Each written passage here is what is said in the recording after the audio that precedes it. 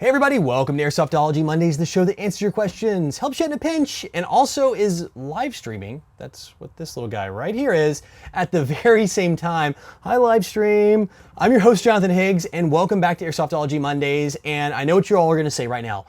What is going on? What is all this? This is yet again a new studio slash RV.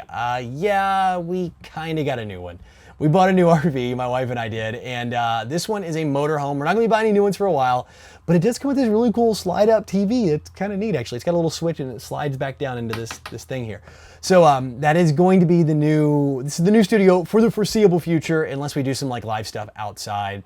And again, like I said, I'm live streaming this month. Actually, pretty much every day, 5 days a week, I've been live streaming on a new app called live.me, or live.me. I think it's actually pronounced live.me. And like I said, hey everybody on live.me.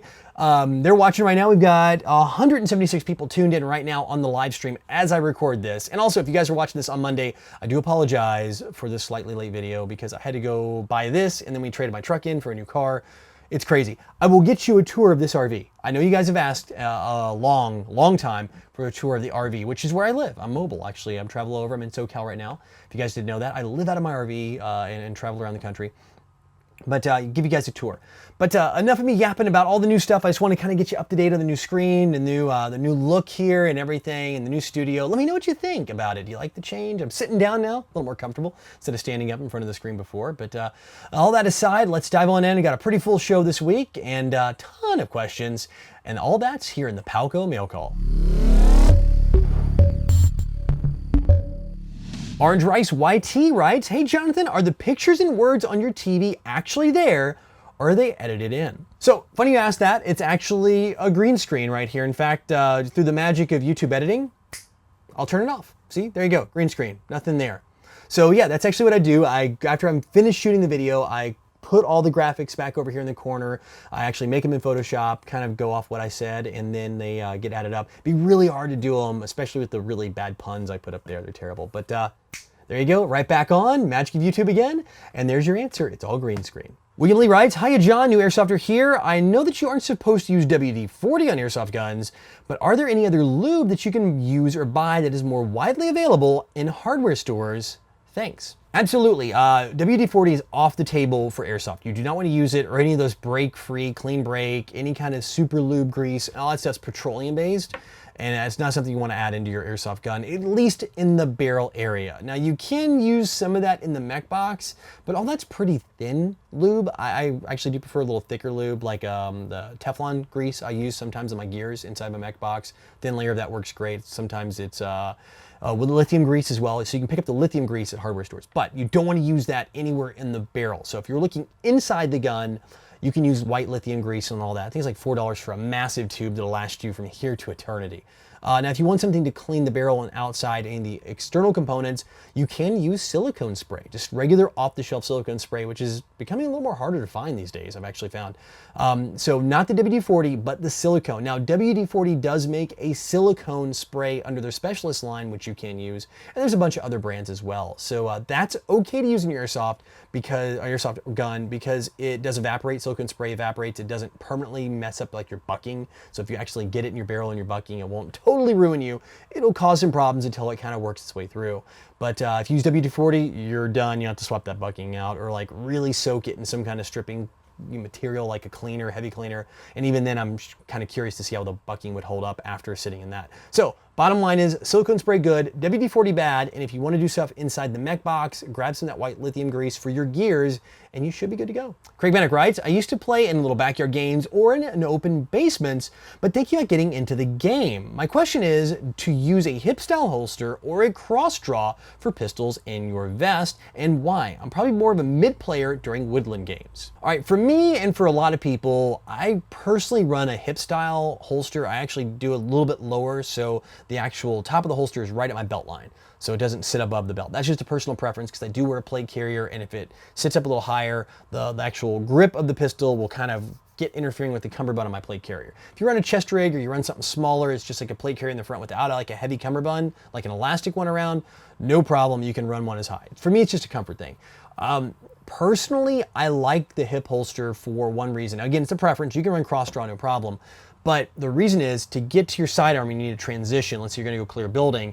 All you have to do is just drop your weapon, reach down, pull it out, and you're good to go. With the cross draw, you have to pull it out of the way, reach across your body, draw that out, and then present your weapon. It adds a little more time and quite a few steps in the process. So it can be kind of tough. And then, or do you reach across your weapon? If it's on a sling, you got to reach across to grab that pistol out.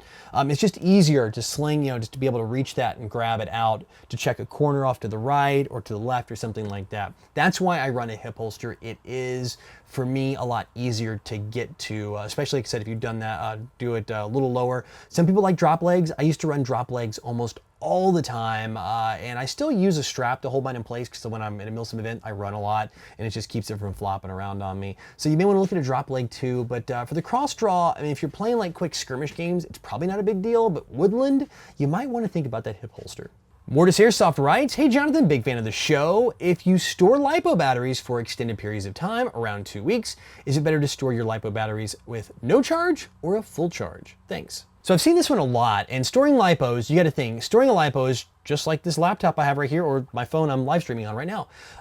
They have a LiPo battery in them. You can charge them up, you can leave them uncharged almost all the way. You never want to drain a LiPo all the way. And these devices right here have prevention built into them, so you never truly kill the battery. Like 0% isn't actually 0% on these devices, because if you did take the battery down to nothing, you would have like no life very quickly in it. So 0% takes it down to that safe bottom level, and then it turns your device off, whether it be laptop, phone, or countless other devices we have in our lives that use LiPo batteries.